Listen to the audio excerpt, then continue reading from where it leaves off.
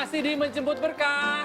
Bismillah. Oke, kita melanjutkan yang tadi masih bersama Bang Bro Solmed dan ada Kang Alim di sini. Tadi Kang Alim sedikit menjelaskan ini Al-Baqarah ayat Al-Baqarah ayat 83. Silakan Kang Alim coba. Iya, Al-Baqarah ayat 83 yang berbunyi la ta'buduna illallah wa bil walidaini ihsana. Janganlah menyembah kepada yang selain Allah. Dan kita harus berbuat baik kepada orang tua, wadil qurba dan kerabat, wal yatama dan orang-orang yang atau anak-anak yang yatim, wal masakin dan orang-orang yang miskin. Nah, di sini yang lebih lagi adalah waqulu linnasi husna, dan berbicaralah yang baik kepada seluruh manusia. Itu bunyinya seperti itu, Bang Bro. Gimana nih Bang Bro? Ini boleh dibilang adalah rangkaian akhlak. Akhlak kita kepada Allah dengan cara menyembah, mengabdi. Tahu bahwa Allah begitu baik, Allah begitu penyayang, Allah maha pemberi rezeki dan lain sebagainya.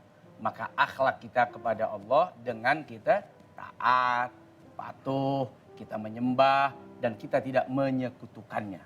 Setelah kita berakhlak kepada Allah, senantiasa kemudian Allah mengingatkan. Berakhlak baiklah kepada siapa? Ibu bapakmu. Sebab siapapun kamu, kalau nggak ada ibu dan bapak, kamu ora ono. Teu aya. Nggak ada. Masa mau nongol dari lubang belut? Dari kaleng kerupuk. Makanya harus berbuat baik. Dia menjadi sebab adanya kita saat ini. Setelah itu jangan lupa kerabat. Yang lain dipedulikan, yang lain dibantu.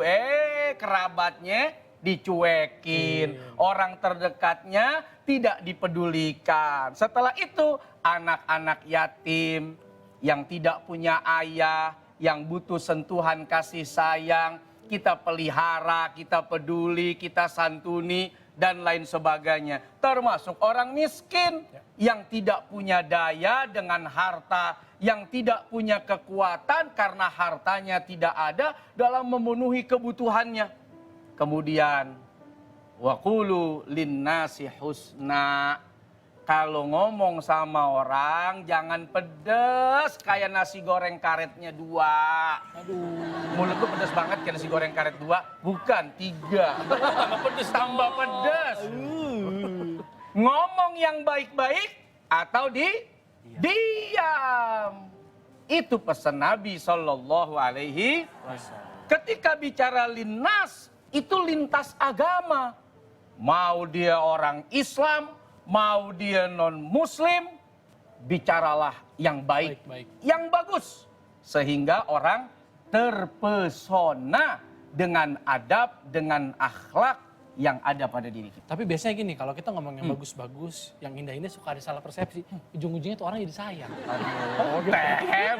Kan bisa Tem dengan cara yang lain. Cara yang lain? Intonasinya diatur. Gitu ya. Terus kosakatanya diatur. Suka salah persepsi. Jadi jangan sampai orang tutur baper. katanya indah, baik. Baper tuh ujung-ujungnya tuh sayang. Ujung-ujungnya bertepuk sebelah tangan. Aduh. Kalau udah begitu, sama yang ini baik, sama yang di rumah, habis. Kayak ikut-ikutan. Oke, saya juga mau ngingetin ini kaligrafi yang dituliskan oleh Kang Alim nanti akan menjadi hadiah untuk ibu-ibu yang hadir di studio ya. Oke, dan kali ini ada pertanyaan yang sudah masuk lewat sosial media. Kita lihat sama-sama, tapi enaknya kita sambil duduk juga. Oke, kita lihat pertanyaannya. Assalamualaikum warahmatullahi wabarakatuh. Bang Bro, saya mau nanya, orang tua saya ini kan lagi sakit ya. Dan saya sudah berusaha semaksimal mungkin untuk merawat dan mengurus orang tua saya. Tapi kenapa ya, saya masih suka dibentak, dimarahin sama orang tua saya. Padahal nggak ada kesalahan apapun yang saya buat. Saya mau tahu aja nih, tolak ukur anak yang berbakti kepada orang tua itu seperti apa sih? Terima kasih Bang Bro. Assalamualaikum warahmatullahi wabarakatuh. Oke, ini menarik nih pertanyaan ini Bang Bro. Ya, tujuan si anak adalah ingin berbakti ketika orang tua sakit, tapi orang tua tetap marah-marah. Gitu. Suka serba salah nih, kadang-kadang kita kalau ada di posisi sebagai anak gitu. Ada kisah seorang ulama. Ibunya sudah tidak lagi memiliki ingatan yang kuat. Orang bilang pikun. Sakit, setiap hari dirawat oleh anaknya. Tapi setiap saat ibunya marah, ibunya ngomel. Dibawa ke rumah sakit, dia marah-marahin anaknya. Dibawa pulang ke rumah, dirawat dengan baik, tetap dimarah-marahin. Itu anak oleh orang tuanya yang pikun dan hilang ingatan. Sampai kemudian ada sahabatnya bertanya, kau punya ibu udah gak kenal kamu lagi. Dia sudah pikun, dia sudah gak tahu siapa nih yang merawat. Tapi kenapa engkau masih tetap sabar merawat ibumu? Kau masih tetap tegar memberikan pelayanan yang terbaik kepada ibumu. Sementara ibumu tidak lagi kenal kamu, tidak tahu kamu, bahkan selalu mencaci, menghina, memaki. Kenapa engkau masih tetap sabar merawat ibumu? Apa jawaban ulama ini? Aku tahu bahwa ibuku tidak lagi mengenal aku sebagai anaknya. Tapi aku sebagai anak tahu dari rahimnya aku lahir. Dari air susunya mengalir darah dan daging di tubuhku. Dari pendidikannya, kini aku ada di tengah-tengah masyarakat penuh dengan penghormatan. Ibuku tidak lagi mengenal aku, tapi aku masih tahu dan mengenal siapa orang yang telah melahirkan aku. Harus sabar.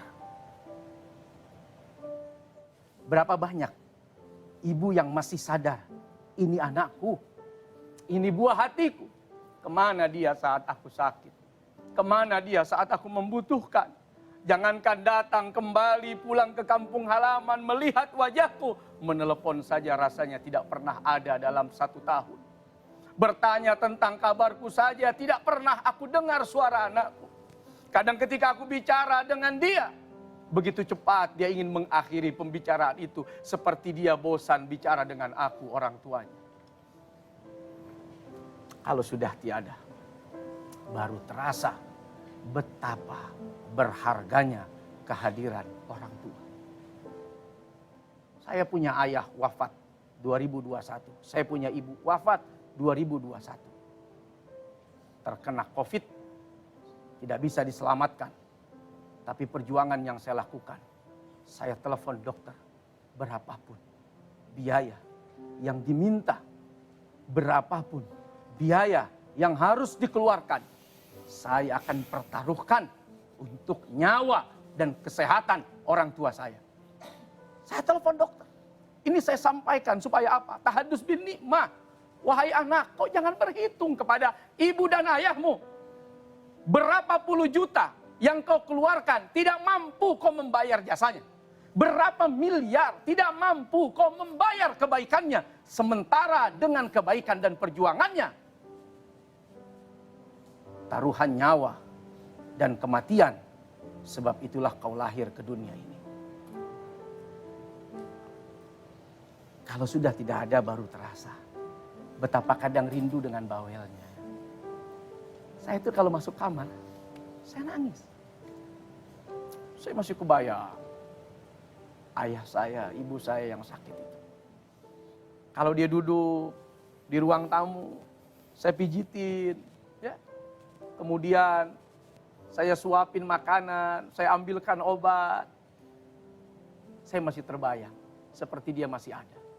Dulu waktu ada kadang kita sia-siakan. Begitu tidak ada, rindu yang tersia-siakan karena dia tidak akan pernah kembali lagi bersama dengan kita. Mumpung masih ada. Sekaya apa ibumu bawel kepadamu, cerewet kepadamu, nikmati itu semua. Sebelum nanti ada masanya kau tidak lagi bisa mendengar bawelnya. Kau nggak bisa lagi mendengar cerewetnya. Kau nggak bisa lagi mendengar marahnya. Kau nggak bisa lagi mendengar segala nasihatnya. Bersyukur kepada Allah masih bisa mendengar nasihat ibumu sekalipun terdengar agak sedikit cerewet dan bawel. Jadi kuncinya adalah bersabar ya. Sabar. Dan mudah-mudahan kita ini dijadikan makhluk yang sabar ya. Baik kita sebagai anak ataupun orang tua terhadap anaknya. Wow, kalau ngomongin ibu itu memang luar biasa ya, nggak ada habisnya. Tapi kayaknya kita break dulu. Oke. Ini semakin menarik pagi hari ini, jangan kemana-mana, tetap di Menjemput Berkah. Bismillah. Kadang-kadang kita kalau lagi kesel sama orang, jangankan ketemu orangnya, ketemu sendalnya kita lari. Datang ke majelis taklim, ada sendal dia, amit-amit, pasti ada dia di dalam. Pergi baru ketemu sendalnya coba. Jadi udah negatif thinking Udah aja. negatif thinking.